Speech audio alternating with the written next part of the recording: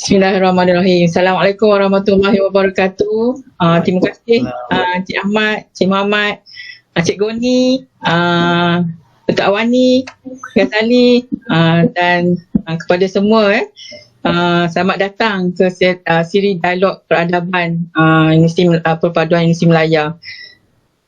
Jadi kita tajuk perbincangan yang ingin saya kongsikan bersama tuan-tuan dan puan-puan adalah tentang cabaran hidup sewaktu PKP daripada pelbagai perspektif kehidupan. Okey, saya share skrin dulu.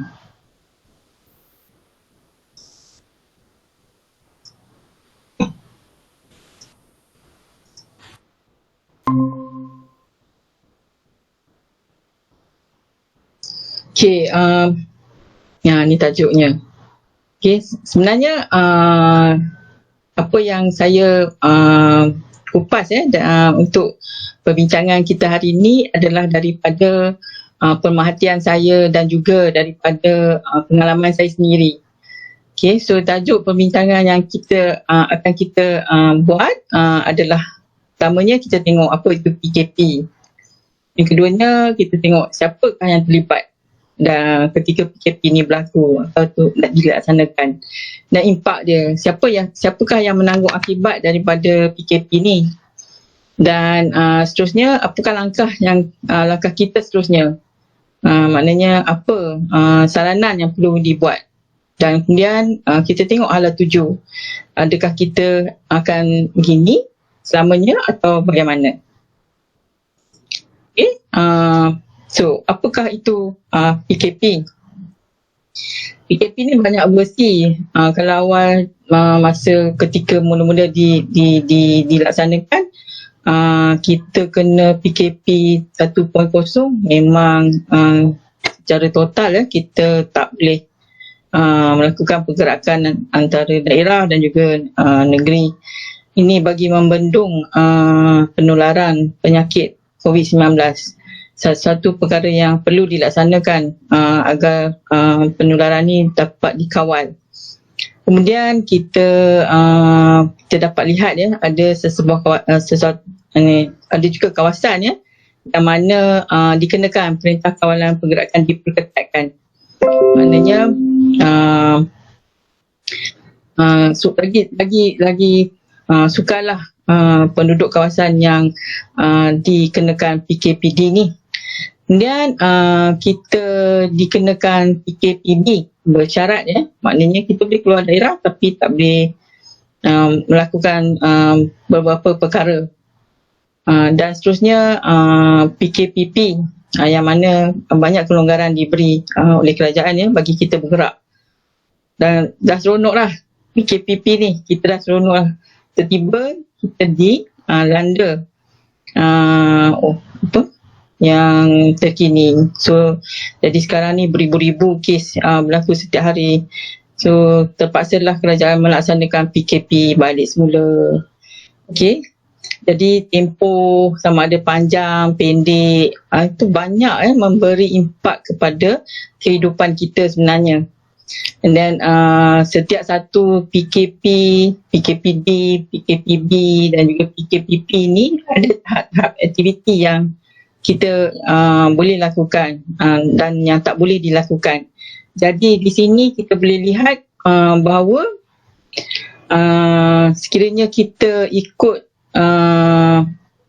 standard yang dibenarkan, lagi tu kita akan terjagalah daripada penyakit yang menggerunkan ni. Okay, jadi seterusnya kita tengok siapakah yang terlibat. Okay, kat sini apa yang saya perasan saya sendiri alami dan saya sendiri melihatnya. Okay, untuk 4 golongan ni sangat terkesan, iaitu warga yang bekerja. Ni di semua peringkat pekerja, bukan hanya peringkat bawah tapi juga peringkat pertengahan dan juga atas. Dan kita tengok anak-anak juga di semua peringkat umur terkesan dengan keadaan ini. Ahli perniagaan memanglah itu tidak dapat dinafikan. Kita selalu dengar ekonomi teruk. Tapi bukan ekonomi sahaja. Sebenarnya seluruh rakyat global, dunia, bukan Malaysia je, rakyat dunia terkesan dengan pandemik ini. Dan begitu juga dengan warga emas. Ini warga yang berumur 60 tahun ke atas. Okey, kita tengok satu persatu. Kita kupas Satu, pertamanya impak kepada warga yang bekerja. Satu, banyak orang hilang pekerjaan. Amat menyedihkan Sebab bila dia hilang pekerjaan, dia ada komitmen bulanan yang perlu diselesaikan. Ini menyebabkan dia terbeban dengan hutang. Kemudian masa PKP yang baru, yang lama, kerajaan melaksanakan moratorium, minta bank-bank semua melaksanakan moratorium. Berhasil untuk membantu warga yang kehilangan pekerjaan untuk menyelesaikan hutang. Kemudian dan banyak lagi lah, dan mereka kena, yang orang yang hilang pekerjaan ni perlu mencari pekerjaan baru. Agak sukar nak mencari pekerjaan baru ketika keadaan sekarang ni, keadaan PKP ni dan PKPP pun.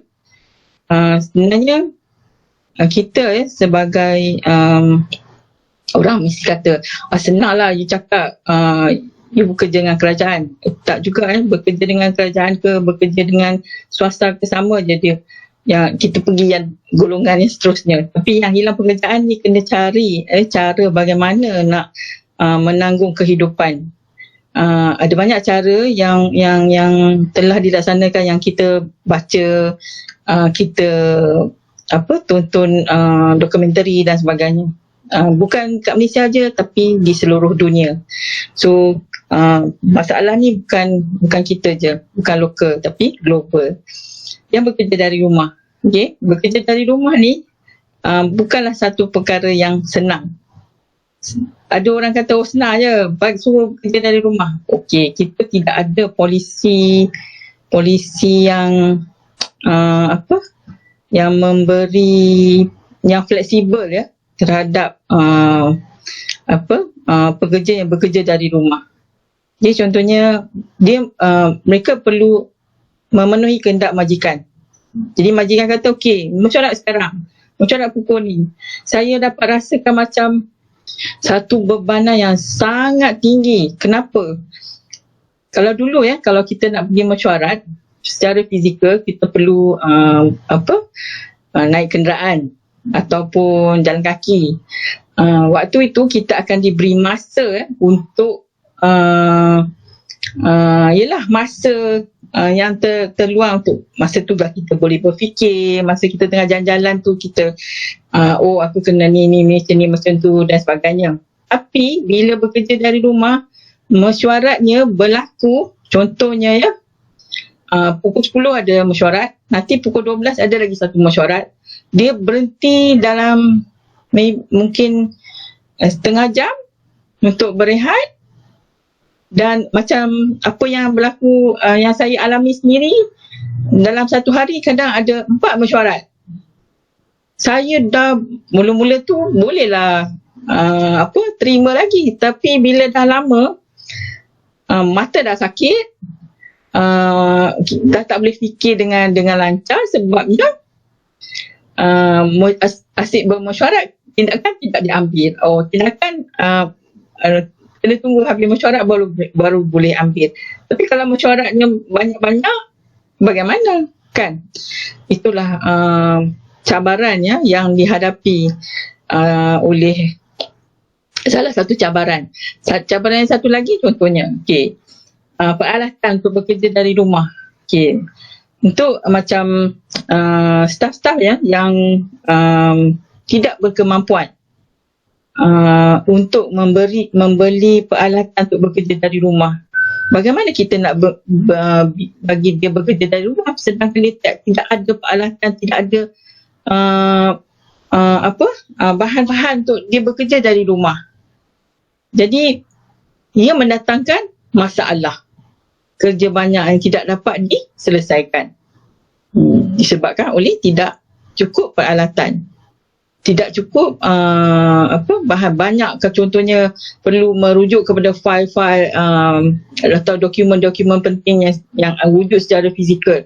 Bagaimana nak memeriksa dokumen tersebut, dokumen tu perlu dibawa balik, adakah dibenarkan untuk membawa balik dokumen dan sebagainya. Tapi pokoknya kena ada peralatan. Peralatanlah yang sangat penting ketika bekerja dari rumah. Apa yang berlaku sewaktu PKP yang pertama tu, kita dah nampak cabaran yang dihadapi oleh staf-staf yang tidak berkemampuan untuk membeli peralatan. Satu peralatan, satu lagi komunikasi. Siapa yang nak menanggung bayaran tenaga elektrik yang tinggi disebabkan oleh penggunaan komputer? Siapa yang nak tanggung bayaran bil telefon, internet bagi penggunaan untuk bekerja? Perkara-perkara tu adakah dia diperhalusi di peringkat majikan? Okey. Kemudian lagi satu ialah pengurusan anak-anak. Apa yang saya dapat lihat sekarang ni, ibu bapa bekerja dari rumah. Anak-anak kecil anak-anak yang sekolah rendah, anak-anak yang di bawah umur 6 tahun, mereka memerlukan bimbingan ibu bapa.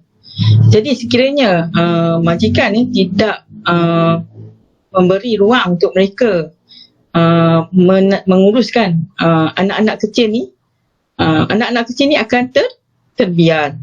Jadi kita tidak mahu ini berlaku kerana mereka, anak-anak ni ialah warisan masa hadapan kita.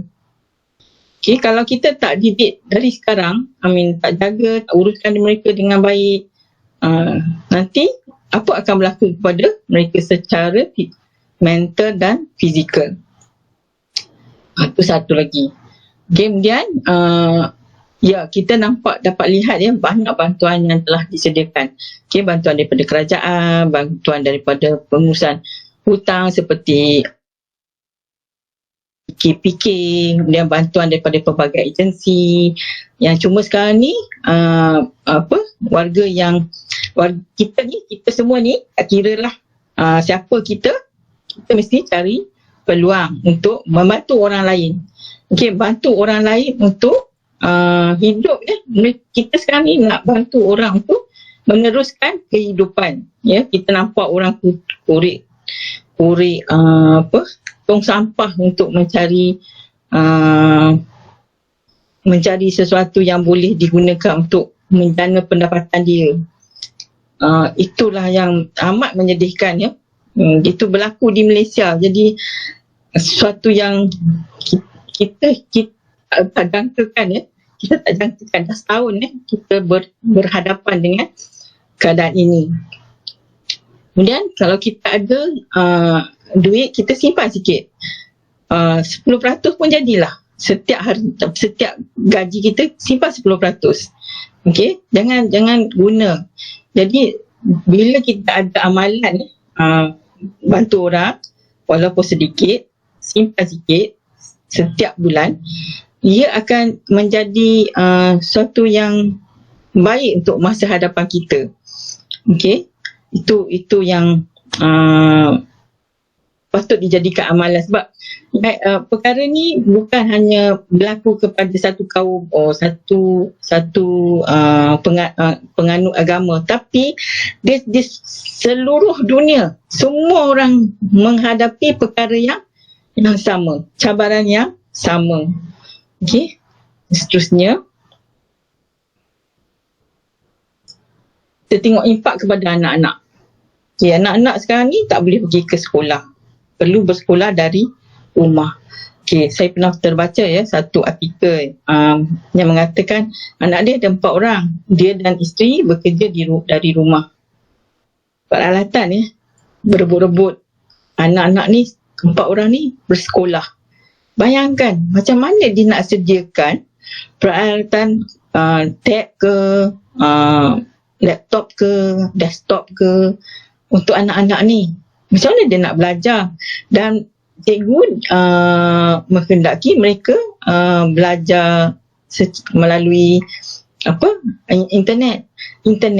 Kalau yang berkemampuan dia akan ambil talian langsung macam yang ditawarkan oleh Telekom, ditawarkan oleh Maxis dan sebagainya. Tapi yang kurang mampu bagaimana? Okey, bagaimana mereka nak fokus dalam suasana tak biasa kan? Suasana yang selalunya kalau di rumah tu syurga lah. Pada saya, anak-anak ni kalau dah sampai rumah suka hati nak buat apa. Tapi sekarang ni dia kena sekolah. Rumah dah tak macam rumah dah. Rumah jadi sekolah.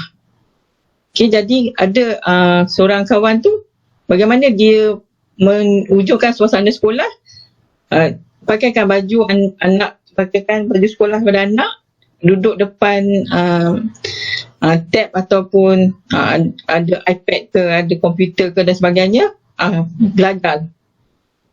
Kalau bayangkan anak-anak kena belajar tengok dan melalui komputer, dan anak dia ada 2 orang anak.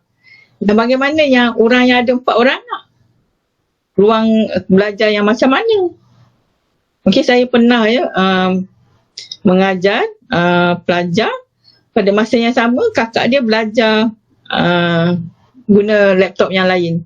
Boleh dengar suara pensyarahnya. Jadi kita ruang tu satu lagi perkara yang agak mencabar untuk belajar dari rumah. Dia ruang untuk berkreasi. Okey, anak-anak ni perlu berlari, perlu berkreasi, suka bermain. Tapi dalam rumah ada ruang untuk bermain. Okey, kalau rumah tu besar tak apa, kalau rumah tu kecil, bagaimana dia nak berlari sana sini? Okey, anak-anak daripada kajian lalu anak-anak ni perlu berkreasi kerana ia memberi impak yang besar apabila mereka dewasa kelak. Sama ada mereka akan aktif atau tidak. Semuanya dibentuk ketika mereka masih kanak-kanak lagi. Jadi ini harus diperhalusi. Perlu mengadakan ruang untuk berkreasi. Dan peluang mendapat kawan baru. Ketika inilah waktu umur-umur macam inilah dia akan suka untuk mungkin bercampur dengan kanak-kanak lain, berkawan, bergaduh dan sebagainya. Okey. Jadi bila berlaku PKP ni, dia tidak lagi dapat berjumpa dengan kawan-kawan, dan ada di kalangan anak-anak ni yang mengalami tekanan jiwa disebabkan perkara ni. Jadi kita harus buat sesuatu tentang perkara ni lah. Okey, ni anak-anak kecil macam saya katakan tadi, pengusaha anak-anak kecil bila ibu bapa bekerja di rumah, macam mana nak menguruskan makan mereka, kebersihan mereka, masa masa mengendalikan mereka. Sebab saya sendiri tengok bagaimana keadaan cucu saya sendiri tengok TV seorang-seorang, kecil lagi. So tapi ibu bapanya tidak ada cara lain untuk menguruskan anak. Ketika tu suami dan isteri perlu menghadiri mesyuarat pada masa yang sama. So saya berasa sangat terkesanlah dengan keadaan ni. Okay. Dan impak kepada ahli perniagaan. Okay, ni kita dah nampak dah. Daripada awal kita dah nampak dah. Banyak orang hilang pekerjaan disebabkan oleh ahli perniagaan yang tidak dapat berniaga. Bila dia tak dapat berniaga, dia tak ada income. Bila tak ada income, bagaimana dia nak menggaji pekerja? So pekerja akan hilang pekerjaan. Begitu juga dengan pekilang. Baru-baru ni yang kita dapat lihat, yang mana kilang Top Glove, di mana pekerjanya banyak dijangkiti COVID. Okay, jadi kilang terpaksa ditutup. Dan banyak kos dia melibatkan banyak kos. Di sini kita nampak kerugian yang banyak dan sebagainya. Memang kita tak boleh lari lah. So kita ada sektor formal dan juga sektor tak formal. Sektor tak formal macam penjaja. Penjaja masih dibenarkan berniaga sekarang ni. Tapi ada penjaja yang takut. untuk menjaja. Cuma kalau sekiranya mereka ni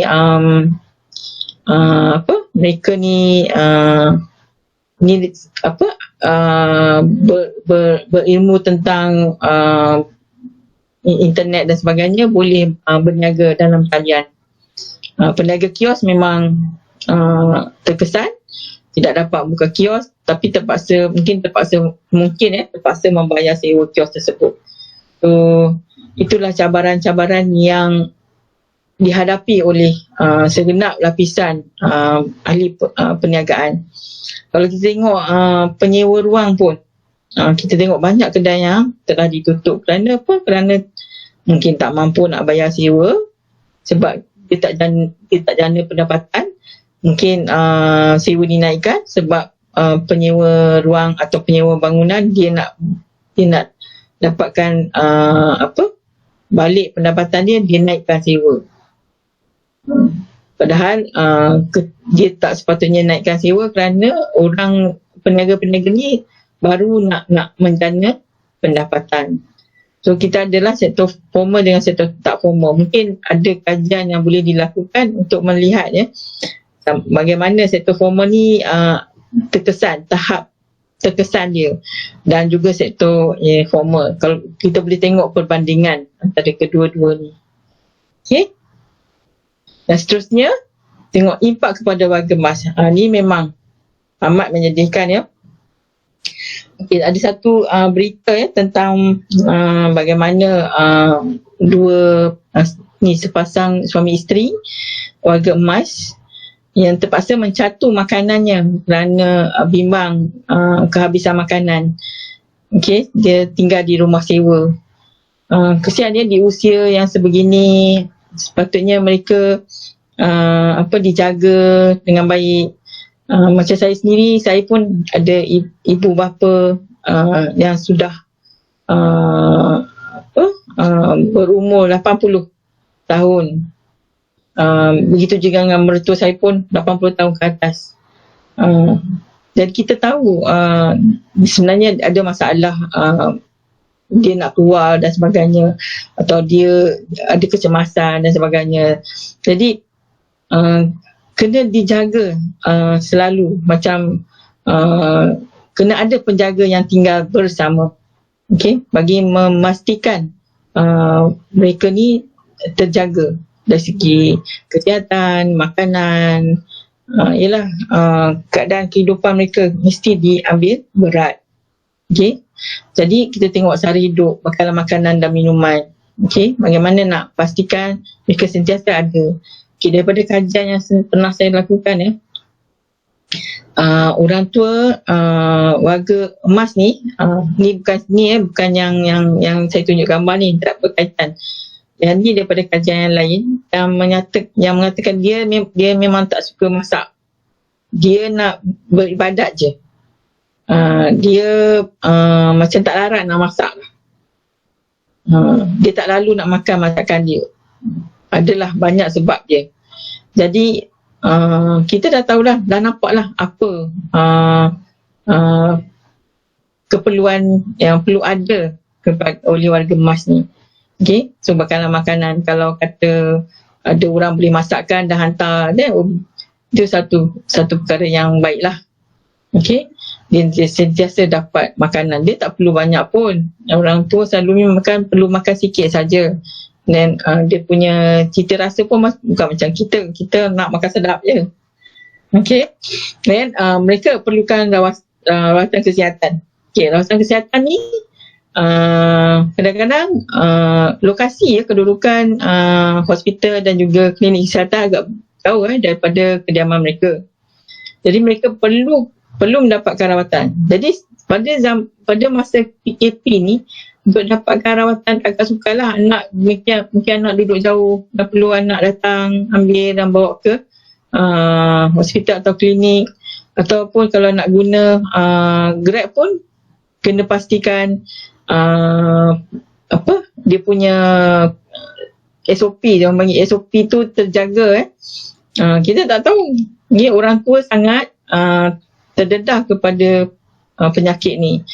And then kecemasan. Pada satu ketika tu ada berlaku kecemasan apa pada warga tua, pada mak mertua saya sendiri. Okay, kecemasan, perlu bawa dia ke klinik atau hospital. So siapa yang akan bertindak ya? Siapa yang paling dekat. Sebab tu kita kena tahu jiran-jiran, kena tahu siapa yang tinggal berdekatan dengan orang tua kita. Walaupun macam saya, Alhamdulillah ada anak saudara tinggal bersama, jadi boleh membantu hospital. Dan aktiviti, mereka tidak dapat lagi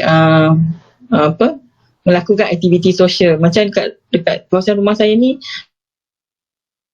untuk warga emas, okay, mereka ada mesin untuk bersenaman, mereka boleh bercucuk tangan, kita ada urban farming dan sebagainya. So bila berlaku PKP ni, mereka tidak boleh lagi melakukan aktiviti ni.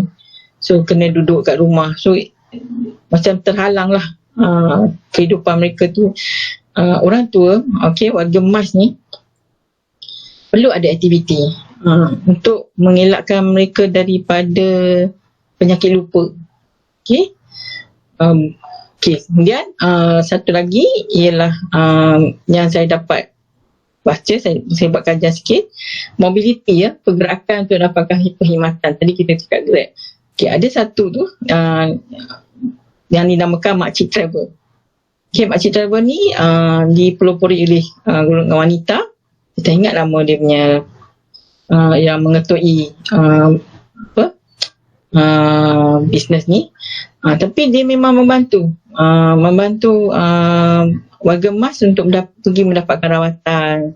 Dia macam Grab tapi extra. Dia punya bantuan yang diberi tu lebih lah daripada apa yang Grab boleh tawarkan. Kemudian kasih sayang ahli keluarga. Okay, kalau atau daripada kajian sarjana luar negara, mereka mendapati warga emas ni sekiranya dibenarkan berinteraksi ya dengan kanak-kanak, baby dan sebagainya, mereka akan bertindak balas secara positif. Maknanya boleh nampak kegembiraan dia. Kajian ni dilakukan di Jepun dan juga di Amerika Syarikat. Okay, jadi kita boleh lihat ya bagaimana kegembiraan mereka ya apabila melihat kanak-kanak dibenarkan untuk berinteraksi dengan kanak-kanak. Di Jepun ya, mereka sampai cipta satu anak patung bayi robot yang boleh berinteraksi untuk bagi motivasi ya, untuk bagi keceriaan kepada warga emas ni. Jadi ia sesuatu yang sangat positif yang kita kena buat sesuatu lah. Okay, sumber kewangan yang terhad. Okay, macam saya pernah menghadiri satu kursus berkenaan orang yang bersara. Bagaimana kita nak dapat zero hutang ketika kita bersara. Jadi pada semua warga yang bekerja hari ini, pastikan kita ada simpanan untuk hari tua kita. Kita tak tahulah bila kita akan pergi, tapi sementara kita ada ni, kita perlukan wang untuk menyara kehidupan kita sendiri. Kita tak boleh harap kepada anak-anak kerana mungkin anak-anak tidak mampu untuk mantu kita, mereka ada keluarga sendiri dan sebagainya. Jadi kita mesti kena sentiasa bersedia. Untuk pesara-pesara, bakal-bakal pesara, ni saya diberitahu ketika kursus tu, dia kata ingatlah duit pencen kita untuk tampung kehidupan kita sekiranya kita tidak berubah dari segi cara perbelanjaan kita. Jadi itulah pesanan dia, jangan buat pinjaman yang tidak berkaitan. Tak perlu beli kereta baru, tak perlu buat pinjaman dan yang banyak dan sebagainya. sebagainya. Sebab kita sebenarnya cukup je untuk kita, cuma kita tak boleh ada hutang. Itu untuk warga emas. Terusnya, apakah langkah yang kita patut buat? Kita kena ada kolaboratif effort, tindakan kolaboratif, yang mana ia adalah antara agensi kerajaan, main peranan, komuniti, keluarga dan juga pemegang taruh lah pada saya, harus bekerjasama untuk mengurangkan kesan yang berlaku kepada 4 golongan tadi, termasuklah diri kita sendiri. Kalau kita tengok keluarga mesti sentiasa berkomunikasi dengan 4 tadi, sama dengan majikannya, sama ada dengan orang tuanya dan sebagainya. Kemudian limpahkanlah dengan kasih sayang. Maknanya tunjuk kita sebenarnya kasih sayang ni akan boleh mewujudkan orang panggil positif, minda positif, aura positif. Cuba bayangkan kalau kita bergaduh, apa perasaan kita? Mesti kita murung kan. Kita jangan bergaduh dengan orang. Kita buat baik je. Jadi kita menimbulkan aura positif. Dan NGO banyak membantu macam kita ada sumber halayak, kita ada macam penggerak macam Ustaz Abid Liu, kita ada juga macam Hidayah Foundation, kita juga ada Islamic Relief yang sudi untuk mencari golongan-golongan yang memerlukan, dan report dah bantu, dan mereka ada penggalan data yang boleh memantau memantau orang-orang ni, dia tahu kat mana nak cari dan sebagainya. Dan ada juga yang mana macam kalau agensi kerajaan, kita kalau boleh kita nak ada pasukan petugas task force untuk memantau kat mana orang-orang yang susah ni. Kadang-kadang jiran kita nampak je macam dia okey, kita tak tahu sama ada dia cukup makanan ke, tak cukup makanan ke. Kita tak tahu kita duduk dalam rumah, kita keluar hanya perlu. So kita tak tahu apa yang berlaku pada jiran kita. Tanyalah apa khabar, sihat, dah makan, So kita kena berinteraksi. Kalau kita tak boleh keluar jauh-jauh kan, jadi jiranlah orang yang paling dekat dengan kita. Dan komunikasi kerajaan sekarang ni kita nampaklah banyak maklumat-maklumat diberi supaya kita sentiasa menerima maklumat tentang keadaan terkini pandemik ni, apa yang perlu kita buat. Patuhilah kita tak nak kita kehilangan nyawa dan juga kita tak nak kehilangan duit, kena saman dan sebagainya. Dan komuniti juga main peranan, yang mana macam saya, kami ada rela, kami ada persatuan. Saya rasa dekat kejiranan lain pun perkara sama yang berlaku. Mereka jaga kita dari segi ambil tahu apa berlaku. Macam kejiranan saya ni banyak bergantung kepada komunikasi melalui WhatsApp. Jika ada satu rumah, kesekurang-kurangnya satu rumah tu mesti ada wakil. Jadi tahu apa yang berlaku dalam kawasan kejiranan ni. Kemudian dari segi keselamatan pun penting, kerana keselamatan sewaktu sekarang ni jenayah agak tinggi, orang hilang pekerjaan dan orang buat macam-macam untuk mendapatkan sesuap nasi dan sebagainya. Ada yang bertindak ganas, jadi kita kena ada lah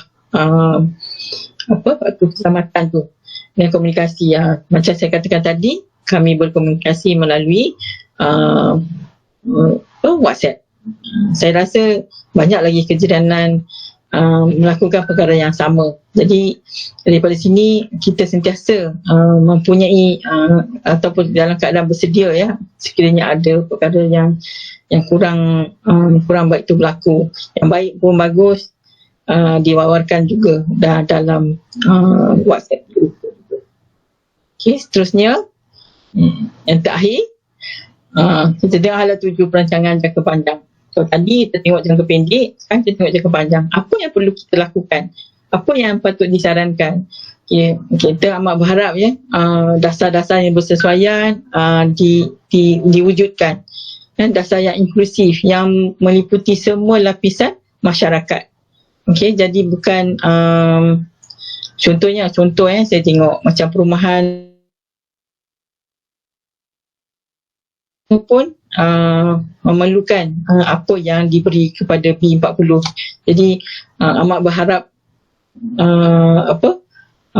kerajaan juga melihat keperluan M40. Sebenarnya tak banyak mana pun, tapi kita bersyukurlah dengan apa yang kita ada.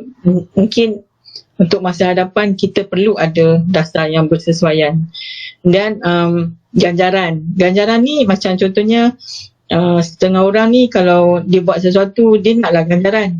Jadi macam syarikat-syarikat besar ni sekiranya dia beri bantuan, dia nak ganjaran, mungkin daripada pengecualian cukai, daripada banyak jenis-jenis ganjaran yang boleh diberi syarikat-syarikat besar ni kepada agar dapat mereka membantu orang yang berkeperluan. Dan flexibility, contohnya macam bekerja dari rumah, mungkin ibu bapa yang bekerja dan punya anak-anak kecil, perlu majikan perlu memberi mereka ruang macam waktu rehat. Okay? Mungkin mereka akan bekerja dari pagi, dari pukul 8 sampai pukul 8 malam, 8 pagi 8 malam. Kalau dulu kita ada macam ruang untuk bagi kata gap lah, untuk bagi rehat dan sebagainya, ini tak ada. Lepas satu minda kita tak boleh bekerja. Saya dah try, saya tak boleh. Saya rasa bukan saya seorang, ramai lagi yang mengalami masalah yang sama. Okay, saya rasa kita kena ada flexibility dalam urusan seharian. Maknanya bekerja sampai masa bila kita kena rehat. Rehat, tak payah tengok komputer sebentar, kemudian sambung balik. Okay, itu diperlukan untuk kita punya kelestarian kita dalam pekerjaan. Dan kemudahan macam tadi kita kata, golongan pekerja yang memerlukan peralatan. Okay, ibu bapa yang punya anak 2-3 orang memerlukan kemudahan peralatan dan juga internet, yang boleh membantu mereka untuk mencapai urusan seharian, bukan suatu benda yang tambahan, tapi ini urusan harian, mereka memerlukan bantuan. Okay, so jadi itu saja yang dapat saya kongsikan bersama anda semua. Okay, terima kasih. Okay, terima kasih Ahmad.